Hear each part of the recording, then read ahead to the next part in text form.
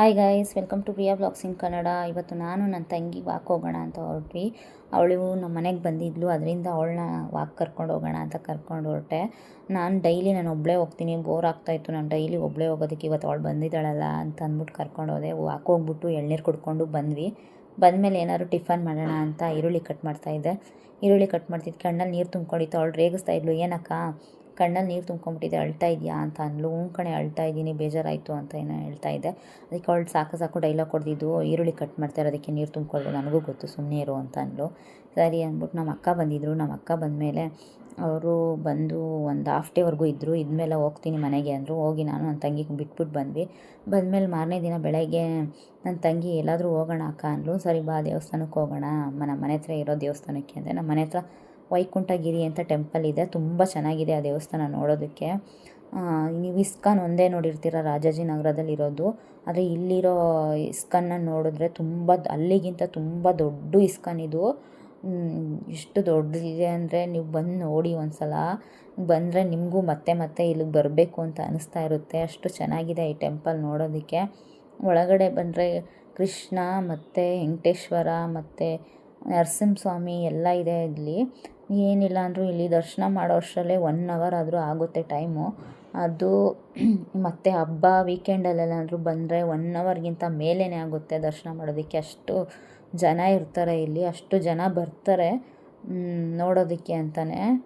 ನಾವು ನೋಡಿಕೊಂಡು ತುಂಬ ಬಿಸಿಲಿತ್ತು, ಆದ್ರೂ ಇವತ್ತು ಟೆಂಪಲ್ಗೆ ಹೋಗೋಷ್ಟರಲ್ಲೇ ಲೇಟ್ ಆಗಿಬಿಟ್ಟಿತ್ತು. ನೋಡೋಣ ಕ್ಲೋಸ್ ಗೀಸ್ ಆಗ್ಬಿಡುತ್ತಾ ನಾವು ಹೋಗೋಷ್ಟರಲ್ಲಿ ಅಂತ ಅಂದ್ಕೊಂಡಿದ್ದೆ.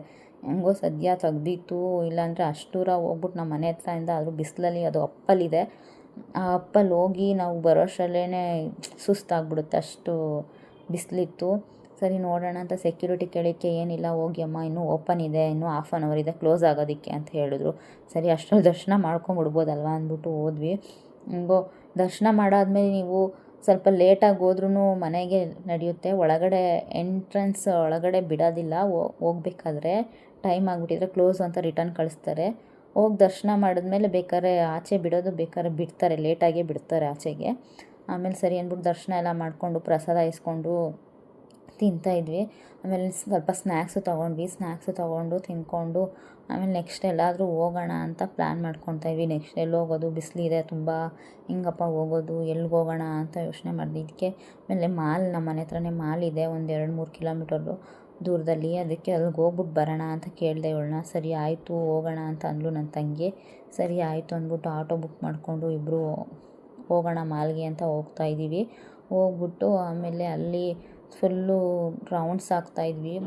ಹೋಗ್ಬಿಟ್ಟು ಮಾಲಲ್ಲಿ ಅಲ್ಲಿ ಏನು ತೊಗೋಬೇಕಂದ್ರೂ ಫುಲ್ಲು ಕಾಸ್ಟ್ಲಿನೇ. ಒಂದು ಕ್ಲಿಪ್ ನೋಡಿದ್ರೂ ಅಲ್ಲಿ ಎಷ್ಟು ಅಂದರೆ ಒಂದು 700 ಇದೆ, ಕ್ಲಿಪ್ಗೆ 700. ರಿಬ್ಬನ್ ನೋಡಿದ್ರೆ ಇಷ್ಟು ಚಿಕ್ಕ ರಿಬ್ಬನ್ನು, ಅದಕ್ಕೇ ಅಷ್ಟು ರೇಟು, 300ವರೆಗೂ ಅದು ರಿಬ್ಬನ್ಸ್ ಇದೆ. ಆಮೇಲೆ ಸರಿ ಇಲ್ಲೇನು ತೊಗೊಳಕ್ಕಂತೂ ಆಗಲ್ಲ, ಎಲ್ಲ ಕಾಸ್ಟ್ಲಿನೇ ಇದೆ, ನಮಗೇನು ಬೇಡ ಅಂದ್ಬಿಟ್ಟು ಸುಮ್ಮನೆ ನೋಡಿಕೊಂಡು ರೌಂಡ್ಸ್ ಆಗ್ತಾಯಿದ್ವಿ. ರೌಂಡ್ಸ್ ಹಾಕೋ ಅಷ್ಟರಲ್ಲಿ ನಮ್ಮ ಮನೆಯವ್ರು ಫೋನ್ ಮಾಡಿದ್ರು, ಎಲ್ಲಿದ್ದೀರಾ ಅಂತ. ಹಿಂಗೆ ಮಾಲಿಗೆ ಬಂದಿದ್ದೀವಿ ಅದಕ್ಕೆ. ಸರಿ ಅಲ್ಲೇ ಇರಿ, ನಾನು ಬಂದು ಕರ್ಕೊಂಡು ಹೋಗ್ತೀನಿ, ಊಟಕ್ಕೆ ಹೋಗೋಣ ಆಚೆ ಅಂದ್ಬಿಟ್ಟು ಹೋಟೆಲ್ಗೆ ಹೋಗಿ ಊಟ ಮಾಡ್ಕೊಂಡು ಮನೆಗೆ ಹೋಗೋಣ ಅಂದ್ಬಿಟ್ಟು ಅವರು ಕರ್ಕೊಂಡೋಗಿ ಊಟ ಮಾಡಿಕೊಂಡು 3 ಜನನೂ ಮನೆಗೆ ಬಂದ್ವಿ. ಮನೆಗೆ ಬಂದಮೇಲೆ ಸ್ವಲ್ಪ ರೆಸ್ಟ್ ಮಾಡಿಬಿಟ್ಟು ಆಮೇಲೆ ಸಂಜೆಗೆ ಏನಾದರೂ ಅಡುಗೆ ಮಾಡೋಣ ಅಂತ ಅಂದ್ಬಿಟ್ಟು ಚಪಾತಿ ಮತ್ತು ಬೀಟ್ರೋಟ್ ಕ್ಯಾರೆಟ್ ಪಲ್ಯ ಮಾಡೋಣ ಅಂದ್ಬಿಟ್ಟು ಅವಳು ಹೆಲ್ಪ್ ಮಾಡ್ತಾಯಿದ್ಲು ನನ್ನ ತಂಗಿ. ಬೇಡ ಬಿಡು ನಾನೇ ಮಾಡ್ಕೊತೀನಿ, ಹೋಗಿ ರೆಸ್ಟ್ ಮಾಡು ಅಂತ ಅಂದಿದ್ದಕ್ಕೆ ಅವಳು ಇಲ್ಲ ನಾನು ಹೆಲ್ಪ್ ಮಾಡ್ತೀನಿ, ಬೇಗ ಆಗುತ್ತೆ ಅಂತ ಹೇಳಿದ್ಲು. ಸರಿ ಆಯಿತು ಅಂದ್ಬಿಟ್ಟು ನಾನು ಕ್ಯಾರೆಟು ಬೀಟ್ರೋಟು 2 ಹಾಕಿ ಪಲ್ಯ ಮಾಡಿದೆ. ತುಂಬ ಚೆನ್ನಾಗಾಗಿತ್ತು.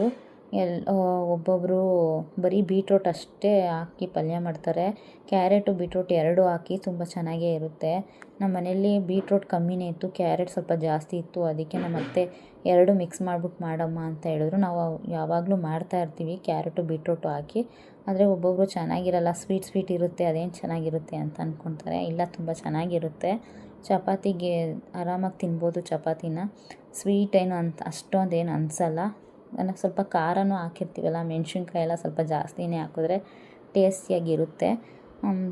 ಪಲ್ಯ ಮಾಡಿಬಿಟ್ಟು ಆಮೇಲೆ ಚಪಾತಿನೂ ಮಾಡ್ಕೊಂಬಿಡೋಣ ಅಂತ ಚಪಾತಿನೂ ಮಾಡ್ಕೊಂಡ್ವಿ. ಆಮೇಲೆ ಸರಿ ಅಂದ್ಬಿಟ್ಟು ತಿಂದ್ಬಿಟ್ಟು ಬೇಗ ಸ್ವಲ್ಪ ಇನ್ನು ಮತ್ತೆ ನೈಟ್ ವಾಕ್ ಹೋಗ್ತೀನಿ, 2 ಟೈಮ್ ಹೋಗ್ತೀನಿ ಡೈಲಿ. ಇವಾಗ ವಾಕ್ ಹೋಗೋಣ ನೈಟು ಅಂತ ಅವಳನ್ನ ಕರೆದೆ. ಅವಳು ಅಕ್ಕ ಬೇಡ ಅಕ್ಕ, ನನಗೆ ತುಂಬ ಟಯರ್ಡ್ ಆಗಿದೆ, ಇವಾಗ ಹೋಗೋದು ಬೇಡ, ಇವಾಗ ರೆಸ್ಟ್ ಮಾಡೋಣ, ಬೆಳಗ್ಗೆಯಿಂದ ಫುಲ್ಲು ಆಚೆ ಹೋಗಿ ಕಾಲನ್ನೆಲ್ಲ ನೋವು ಅಂತ ಇದ್ಲು. ಸರಿ ಬಿಡು ಬೇಡ ಅಂತ ಅಂದ್ಬಿಟ್ಟು ಮನೇಲೇ ರೆಸ್ಟ್ ಮಾಡಿದ್ವಿ. ನನ್ನ ವೀಡಿಯೋ ಇಷ್ಟ ಆಗಿರೋ ಲೈಕ್ ಮಾಡಿ, ಸಬ್ಸ್ಕ್ರೈಬ್ ಮಾಡಿ.